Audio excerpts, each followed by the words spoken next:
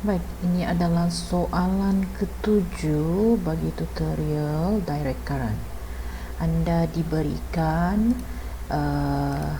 litar, dan dalam litar ini anda telah siap diberikan dengan arah current dan juga arah loop sendiri. Soalan anda adalah anda diperlukan untuk mencari nilai I1, I2 dan juga resistance pada resistor boleh laras di sini menggunakan Kirchhoff law. So anda tidak mempunyai pilihan, anda kena guna Kirchhoff law untuk menyelesaikan soalan sebegini. Baik, anda telah diberikan arah untuk 0.2 ampere di sini, I2 ada di sini dan I1 ada di sini. Anda juga telah siap diberikan dengan arah loop pertama iaitu clockwise, arah loop kedua iaitu anti-clockwise. Jadi anda tidak mempunyai kebebasan yang banyak, anda perlu ikut arah yang diberikan oleh soalan ini. Jadi step pertama dan step kedua bagi penyelesaian untuk Kirchhoff law telah dibuat untuk anda. Oleh itu anda boleh teruskan dengan step yang ketiga. Step ketiga, anda perlu apply first law of Kirchhoff, menyatakan tentang penjumlahan current yang into the junction adalah sama juga dengan penjumlahan current yang out from the junction. Dalam gambar ini hanya satu current sahaja yang in, iaitu 0.21. So saya substitute terus nilai, saya tidak akan ganti dengan sebarang unknown kerana dia memang mempunyai nilai current. So 0.2 ampere. Manakala yang out adalah another two current di sini, iaitu I1 saya plus meter I2 saya. Okay, so ini adalah persamaan pertama saya. Kemudian kerana saya ada 3 unknown, saya sekurang-kurangnya seperti yang saya katakan dalam contoh Kirchhoff law, untuk menyelesaikan 3 unknown saya sepatutnya mempunyai sekurang-kurangnya 3 juga equations untuk simultaneous equation. So persamaan kedua saya dengan mengaplikasikan second law of the Kirchhoff, di mana penjumlahan V voltage pada satu litar tertutup adalah sama juga dengan hasil darab penjumlahan I dan juga resistor pada satu litar tertutup. Dan persamaan kedua saya boleh dapat melalui loop pertama saya. So saya akan gunakan loop pertama saya L1. So loop pertama saya terdiri daripada resistor di sini dan juga voltage ini sahaja, kerana loop pertama saya hanya bahagian ini sahaja. Okay, so saya kumpulkan semua, saya bergerak daripada point ini, junction ini, saya bergerak. Ingat, pergerakan saya adalah mengikut arah loop, bukan mengikut arah current. So pergerakan pertama saya turun ke bawah, saya bertemu dengan resistor. Di resistor ini nilai V bagi resistor ini adalah hasil darab di antara I1 dan juga 100 ohm. So saya hanya direct tulis 100 ohm didarab dengan I1.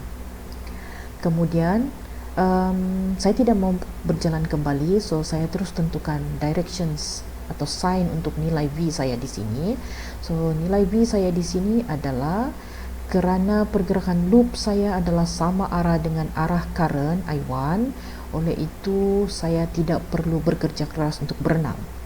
So saya boleh buang tenaga saya yang berlebihan. Oleh itu sign di hadapan ini adalah negatif.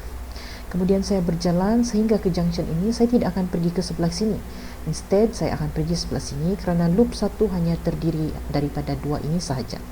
So saya bergerak ke sini, saya akan jumpa dengan voltage saya yang kedua bernilai 6 volt equal to 0.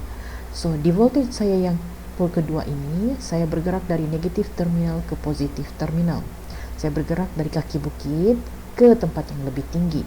So saya perlu tenaga yang lebih besar, oleh itu sign saya adalah positif.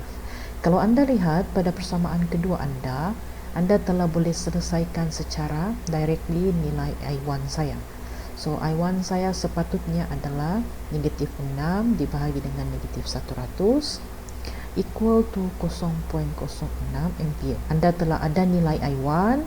So dengan nilai I1 ini gantikan di persamaan pertama. So saya buat di sini.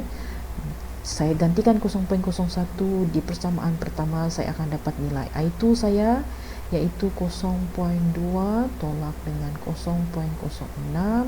Saya akan dapat nilai I2 saya equal to 0.14 ampere. So saya telah selesai dua soalan, A dan juga B. Sekarang saya perlu selesaikan soalan C. Untuk menyelesaikan soalan C, saya perlu melihat loop kedua.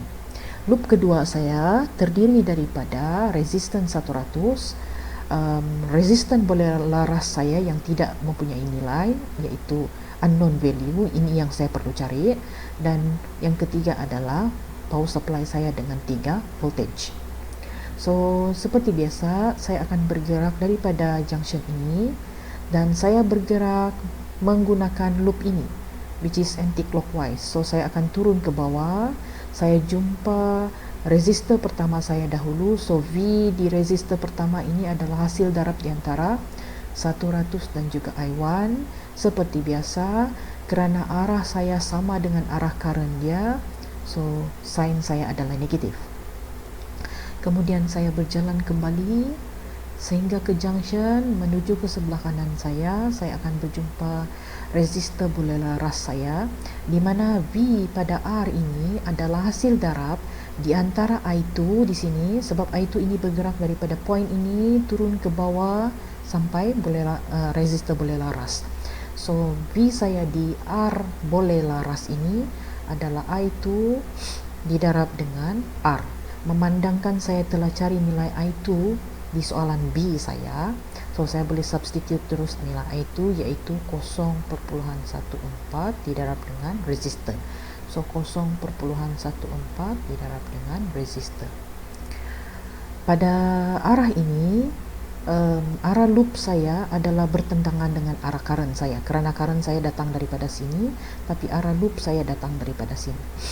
So saya perlu melawan ombak yang tinggi atau gelombang yang tinggi semasa saya berenang. So saya perlu tenaga yang lebih. Untuk itu saya perlu tambah tenaga saya. Kemudian loop saya bergerak lagi, saya menjumpai voltage terakhir saya dengan nilai 3 volt which is equal to 0 at the end, dan di sini saya bergerak daripada negatif terminal ke positif terminal, hence nilai saya adalah negatif. Ini adalah positif kerana saya bergerak dari kaki gunung ke puncak. Okey, dan saya bergerak kembali sehingga ke junction ini, saya tidak menjumpai sebarang instrumen lain. Oleh itu saya boleh selesaikan equation saya yang ketiga. Ini adalah equation saya ketiga. Equation ketiga ini memandangkan I1 saya juga ada nilai. So substitute terus I1 saya iaitu 0.06 tambah dengan 0.14 didarab dengan R ditambah dengan 3 equal to 0. Selesaikan R saya sepatutnya akan bernilai 21.43 ohm. So ini adalah jawapan untuk C saya. So itu adalah soalan 7.